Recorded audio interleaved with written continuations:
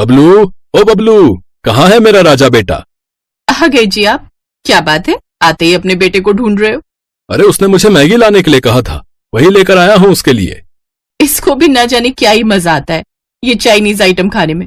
कभी से मैगी चाहिए तो कभी चाउमीन, कभी मंचूरियन तो कभी स्प्रिंग रोल। अब एक ही तो बेटा है हमारा, जो मांगता है दे दिया करो। अरे वाह, मैगी माँ आप जल्दी से बना दो। फिर रीमा उसे जल्दी से मैगी बना कर देती है। अगले दिन विकास काम पर चला जाता है। विकास नारियल के पेड़ पर चढ़कर नारियल तोड़ता था और उसे बाजार में बेचकर कमाई करता था। उनका एक 7 साल का बेटा बबलू था। उन तीनों का छोटा परिवार था जो हंसी खुशी रहता था। एक बार लगातार 2 दिनों से बारिश हो रही थी। विकास नारियल तोड़ने जाने लगा तो रीमा ने उससे कहा, सुनिए जी, बाहर बारिश बहुत तेज हुई है तो पेड़ पर जरा आराम से चढ़ना, सारे तने गीले होंगे। अरे तुम चिंता मत करो, ये तो मेरा रोज का काम है। मैं कोई नौसिखिया थोड़ी ना हूँ, बस मैं यूं गया और यूं आया। ये कहकर विकास काम पर निकल जाता है। कुछ देर बाद उसने काफी नारियल तोड़ डाले। वो और नारियल तोड़ ही रहा था कि तभी बबलू वहां पहुंचा। बाबा बाबा। बबलू की आवाज सुनकर विकास का ध्यान उसकी ओर गया और उसका बैलेंस बिगड़ गया और वो फिसल कर सीधा पेड़ से नीचे गिर गया।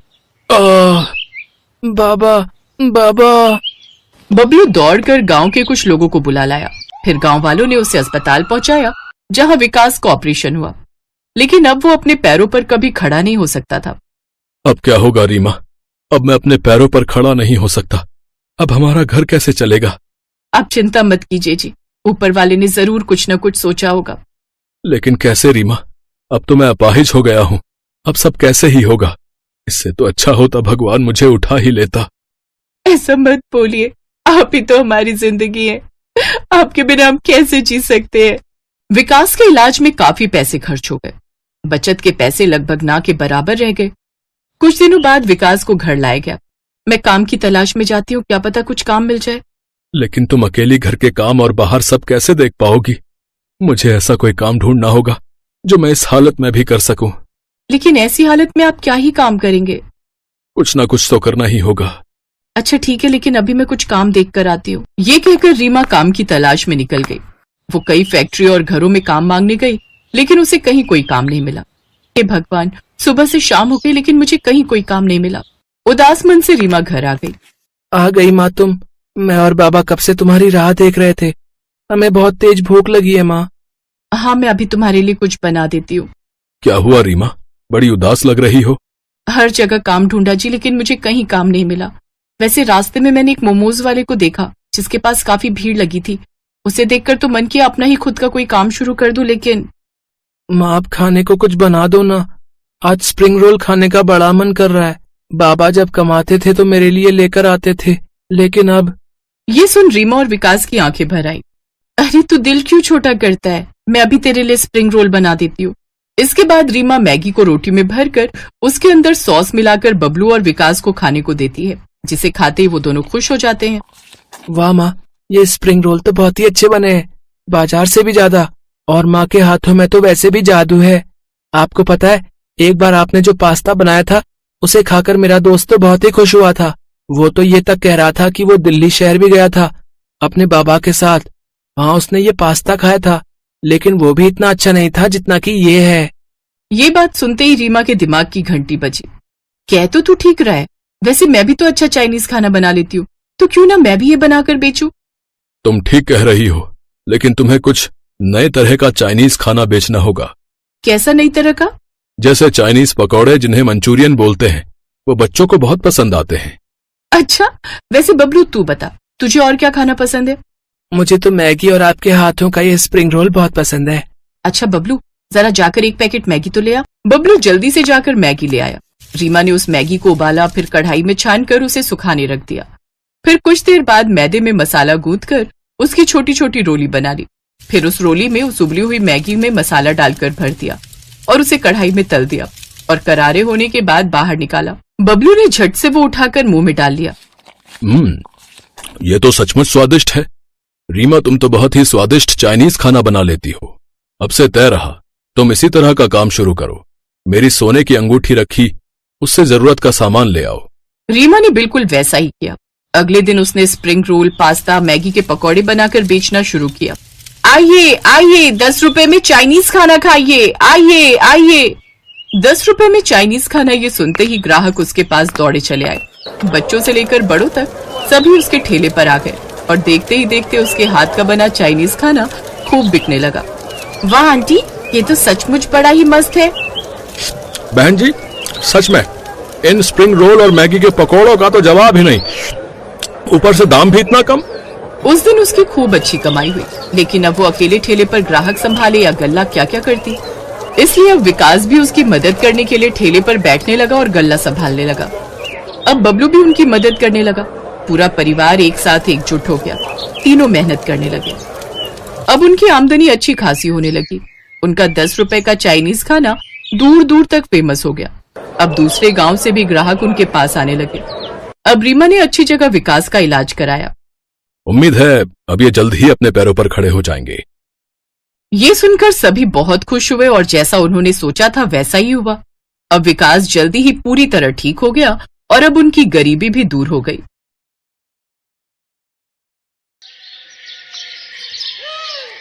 शकुंतला देवी आज गंगा नहा गई क्योंकि आज उसके छोटे बेटे अर्जुन की भी शादी हो गई। अर्जुन का एक पैर खराब था क्योंकि बचपन में ही उसे पोलियो मार गया था, इसलिए वो लंगड़ा कर चलता था। अर्जुन की पत्नी रोहिणी एक गरीब परिवार से थी, इसलिए उसकी शादी उसके माता पिता ने अर्जुन से करवा दी। शादी के बाद रोहिणी की जेठानी अंजलि उससे बोली, रोहिणी, तेरे पति के कपड़े मेरी अलमारी में पड़े हैं, उन्हें अब वहां से हटा लो। बेकार में अलमारी में कबाड़ भरा है, लेकिन तुझ गरीब को तो दहेज में एक अलमारी भी नहीं मिली, तो फिर तुम अपने और अपने पति के कपड़े कहाँ रखोगी? कोई बात नहीं दीदी, आप दे दीजिए, मैं कहीं भी रख लूंगी। अगले दिन रोहिणी अपनी पहली रसोई बनाने गई, लेकिन तेल की बोतल उसके हाथ से छूटकर नीचे गिर गई और सारा तेल जमीन पर गिर गया। हे राम, ये क्या किया? सारा तेल गिरा दिया। अरे सरसों के तेल के दाम भी पता है तुझे? सारा दिन तेरे जेठ जी मेहनत करते हैं, तब जाकर घर का राशन आता है। तेरे पति की तरह नहीं जो घर पर पड़ा रहता है और मुफ्त की रोटियां तोड़ता है, और मायके में तुझे कुछ खाने को तो मिला नहीं होगा, तभी हाथों में जान नहीं है। चल अब जल्दी से इसे साफ कर। रोहिणी की आंखों में आंसू आ जाते हैं, लेकिन पहले ही दिन उसे ये बात अच्छे से समझ आ गई कि घर की बागडोर उसके जेठ जेठानी के हाथ में है और घर उन्हीं की मर्जी से चलेगा। ऐसे ही कुछ दिन बीत जाते हैं। अब घर के ज्यादातर काम रोहिणी ही करती। रोहिणी, कल मेरे बेटे हर्ष का जन्मदिन है, मैंने अपने मायके वालों को भी बुलाया है, तो तू कुछ अच्छा सा खाने के लिए बना लेना। ठीक है दीदी, लेकिन खाने में बनाना क्या क्या है? मेरे मायके वाले तुम्हारे मायके वालों की तरह गरीब नहीं है, इसलिए जो कुछ भी बनाओ अच्छे से बनाना, समझी? अगले दिन अंजलि हर्ष के लिए केक लेने चली गई। कुछ देर बाद अंजलि के मायके वाले आ गए। रोहिणी ने सबके लिए समोसे, पकौड़े, चाउमीन और साथ में टमाटर का डोसा बनाकर तैयार कर लिया। उसने एक बार अपने मायके में टमाटर का डोसा बनाया हुआ था, जो सबको बहुत पसंद आया था। केक काटने के बाद उसने सबको वो सब खाने को परोसा, जिसे खाते ही अंजलि के भाई ने उससे कहा, वाह दीदी, क्या स्वादिष्ट व्यंजन है, और खासकर ये टमाटर का डोसा, ये तो लाजवाब है। पहली बार खाया है मैंने, लेकिन इसका स्वाद तो माइंड ब्लोइंग है। वैसे कौन से हलवाई से बनवाए हैं? बड़े ही गजब का स्वाद है तुम्हारे हलवाई में। अरे ये सब तो इस रोहिणी ने बनाया है। खैर चलो, ये भी अच्छा ही है। दोनों पति पत्नी में से तो कोई तो काम का निकला। आखिर कब तक ये लोग हमारे टुकड़ों पर पलेंगे? अर्जुन तो अपाहिज है, वो सारी उम्र बैठकर ही खाएगा, इसलिए रोहिणी ही टमाटर का डोसा बनाकर बेच लाया करेगी। अपने मायके वालों के सामने अपनी देवरानी का मजाक बनाकर अंजलि हंसने लगी, लेकिन ये सुनकर रोहिणी की आंखों में आंसू आ गए। वो अपने कमरे में जाकर रोने लगी। क्या हुआ रोहिणी? आज मुझे इस घर में आए हुए 7 महीने हो गए। जेठानी जी हमेशा मुझे जेठ जी के कमाने का ताना देती रहती है। आज उन्होंने अपने मायके वालों के सामने हमारी बेइज्जती कर दी। ये सुनकर अर्जुन गुस्से में आ जाता है और अंजलि से जाकर कहता है, भाभी, अब क्यों रोहिणी को सबके सामने सुनाती रहती हो? देखा आप लोगों ने कैसे कमरे में जाकर इसने अपने पति के कान भर दिए। अरे एक तो सारा खर्चा हम करें, ऊपर से इनकी बातें भी सुने। अब तो मुझे इस घर में रहना ही नहीं है। मेरे मायके वालों के सामने इतना तमाशा बनाया, ये अपाहिज मुझसे ऊंची आवाज में बात करेगा। सुनो जी, चलो यहाँ से, मुझे नहीं रहना। बड़ी बहू, क्यों बात का बतंगड़ बना रही हो? छोड़ना ये सब बातें। हाँ हाँ, आप भी हमें ही सुनाओ। चल बेटा हर्ष, हम नहीं रहेंगे यहाँ। दीदी, आपके पति कमाते हैं और आप बड़े हैं, इसलिए आप घर छोड़कर नहीं जाएंगी। अगर कोई जाएगा तो वो हम दोनों जाएंगे। ये सुनकर अंजलि खुश हो गई, क्योंकि वो यही तो चाहती थी। फिर वो दोनों घर छोड़कर चले गए। बूढ़ी शकुंतला मजबूर थी, वो चाहकर भी उन्हें रोक नहीं पाई। कितनी अभागी थी रोहिणी, जो गरीबी के कारण उसे एक अपाहिज लड़के से शादी करनी पड़ी। पति को पत्नी का बोझ उठाना चाहिए, लेकिन आज रोहिणी को अपने पति का बोझ उठाना पड़ रहा था। वो काम ढूंढने एक ढाबे पर गई, जहाँ उसे बर्तन धोने का काम मिल गया। वो अर्जुन को बाहर बिठाकर बर्तन धोने लगी। अपनी पत्नी को ऐसे देखकर अर्जुन की आंखों में आंसू आ जाते हैं। मुझे तो जहर खाकर मर जाना चाहिए। आज मेरी बीवी को मेरी वजह से दूसरों के झूठे बर्तन धोने पड़ रहे हैं। अर्जुन को अपनी लाचारी पर गुस्सा आ रहा था। कुछ देर बाद रोहिणी को उस ढाबे से 100 रुपए और दोनों के लिए बचा हुआ खाना मिल गया। दोनों ने पेट भरकर खाना खाया, फिर वहीं ढाबे के पास सड़क किनारे सो गए। कुछ दिनों के बाद से अब रोहिणी आसपास के घरों में भी झाड़ू पोछा बर्तन मांजने का काम करने लगी। अब उसकी कमाई थोड़ी बढ़ गई। उसने किराए पर एक छोटा सा कमरा ले लिया, जहां अब वो दोनों रहने लगे।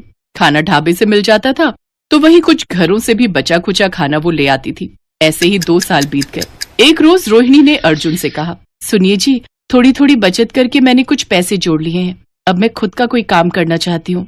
लेकिन तुम क्या काम करोगी रोहिणी? सब कहते हैं मैं टमाटर डोसा बहुत अच्छा बनाती हूँ। सोच रही हूँ उसी का ठेला लगा लूं। वैसे भी कुछ अलग है तो लोग खाने जरूर आएंगे। बात तो तुम ठीक कह रही हो। हर्ष के जन्मदिन पर भी कितना स्वादिष्ट डोसा बनाया था तुमने। ठीक है, फिर मैं आज ही सामान लेकर आती हूँ। रोहिणी ने एक ठेला खरीदा और साथ में जरूरत का सारा सामान। फिर टमाटर का डोसा, सांभर और नारियल की चटनी के साथ बनाकर बेचने लगी। अर्जुन आवाज लगाकर ग्राहकों को बुलाने लगा। टमाटर डोसा खा लो, टमाटर डोसा बड़ी नई चीज है भैया। आइए खाइए और घर भी ले जाइए, सिर्फ 50 रुपए। टमाटर डोसा? न जाने बाजार में क्या नई नई चीजें आ गई हैं। वैसे स्वाद तो चखना ही चाहिए। कुछ ही देर में ग्राहकों की भीड़ उसके पास आने लगी। अर्जुन गल्ला संभालता और बैठकर ग्राहकों को आवाज देता, तो वहीं रोहिणी डोसा बनाकर सबको परोसती। ऐसे ही उसका वक्त बदलने लगा। अब उनकी हर रोज अच्छी कमाई होने लगी। लोग रोहिणी को टमाटर डोसा वाली के नाम से जानने लगे। कुछ साल बाद उसने खुद का घर ले लिया और ठेले की जगह अब अपनी दुकान खरीदकर उससे टमाटर के डोसे बनाकर बेचने लगी। अर्जुन, अब हमारे पास घर, पैसा, दुकान सब कुछ है। चलो अब एक बार घर वालों से मिलकर आते हैं। आखिर है तो वो हमारा परिवार ही। वो दोनों घर पहुंचे तो उन्होंने देखा बूढ़ी शकुंतला घर का काम कर रही है। अंजलि के सीढ़ियों से गिरने से उसकी रीढ़ की हड्डी टूट गई, इसलिए वो अब बिस्तर पर पड़ी है। डॉक्टर ने ऑपरेशन के लिए 3 लाख रुपए मांगे हैं, जो हरीश के पास नहीं है, क्योंकि उसका काम भी छूट चुका है। अर्जुन को देखकर सबकी आंखें भर आईं। शकुंतला ने उन दोनों को सीने से लगा लिया। फिर अंजलि बोली, रोहिणी, बहुत देर कर दी तुम दोनों ने आने में। कहाँ कहाँ नहीं ढूंढा तुम्हें, लेकिन तुम्हारा कहीं पता नहीं चला। लेकिन दीदी, ये सब हुआ कैसे? बस यूं समझ लो तुम्हारा दिल दुखाने की सजा मिली है। अब तुम मुझे माफ कर दो, ताकि दिल पर बोझ लेकर न मर जाओ। ऐसा मत बोलो दीदी, हमें पहले ये सब पता होता तो हम जल्दी ही यहाँ आ जाते। रोहिणी ने अंजलि का ऑपरेशन करवाया, जिससे वो पूरी तरह ठीक हो गई। इसके बाद रोहिणी का जेठ भी उसकी दुकान में उनकी मदद करने लगा। इस तरह गरीब बहू टमाटर डोसे वाली ने अमीरी का घमंड तोड़ ही दिया। अब सभी लोग रोहिणी और अर्जुन को खूब प्यार करने लगे।